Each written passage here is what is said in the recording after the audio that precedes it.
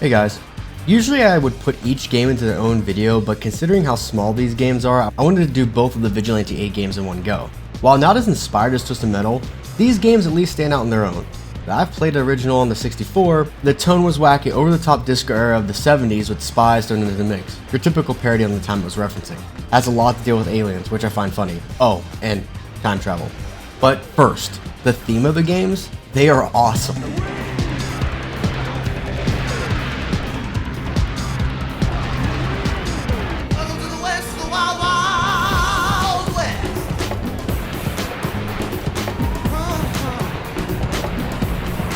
The car selection isn't as small as it seems, and each of them really stick out on their own, ranging from a school bus to a motorcycle that's sort of like this Evel Knievel stuntman.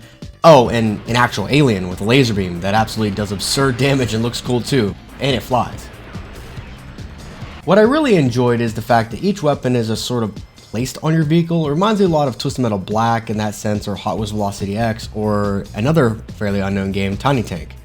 Another thing that's pretty cool is how the stages are and how each map pickups give you power-ups, which this isn't your typical just double damage or shields. So these power-ups transform your vehicle in the second game. If you go into hazardous environments, you usually start your car, like water, or, well, you drown. There's the hover pickup as well, and the snowmobile pickup as well. There's quite a bit of them along the stages you can find, especially in their respective environments. One thing that stood out to me the most coming back to these games is the story mode's extra missions to get a better score. Because like most PS1 titles or games around this time, high score was a very common thing. These missions are pretty simple, ranging from destroy gas stations, power terminals, or collect something and deliver it. While not fancy, these missions serve a different purpose to add more points to your overall score, which can be fun to do if you like to do the completionist route or do some side missions while you're trying not to die or to eliminate your opponents in each stage. I love the design on Sid Burns' car, the Manta. The classic flames mirrors is special. Considering he is like a boss character, I really think the fire turret that lobs napalm is a classic. Another vehicle I wanted to talk about is the freaking Trash Man, who was the alien from the first game. The Grub dual loader has quite the interesting special. If heavy cars are picked up, you totally not Mr. Slams them. However, if it's from the back or the front on a medium or light car, it'll just throw it into the trash compactor for big damage.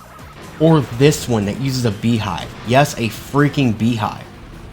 No, not the beast! Not the beast!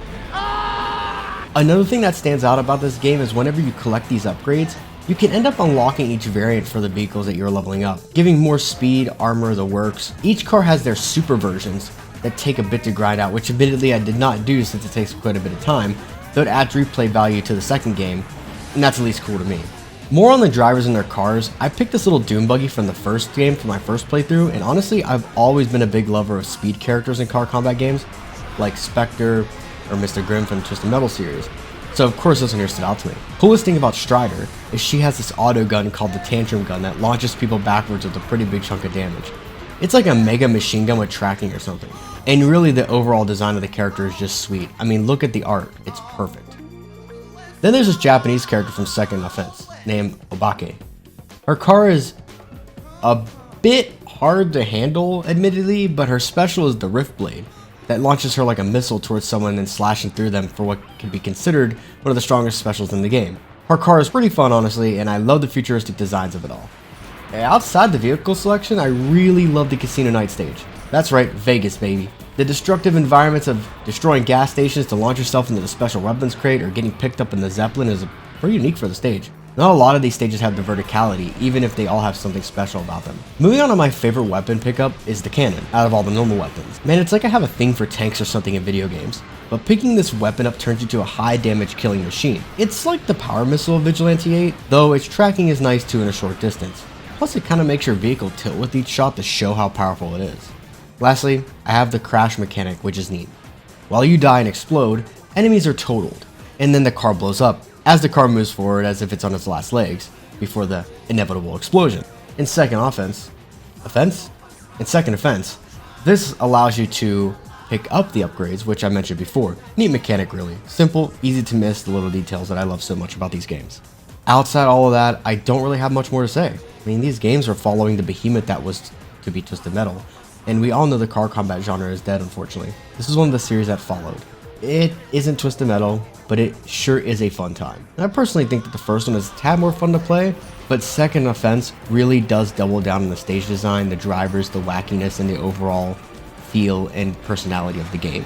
So if I had to pick one, I would say pick the second game. And if you care for the story, you can play both of them. They're pretty short, you can go through the stories quite quickly. The arcade mode isn't, the quest mode isn't really that hard.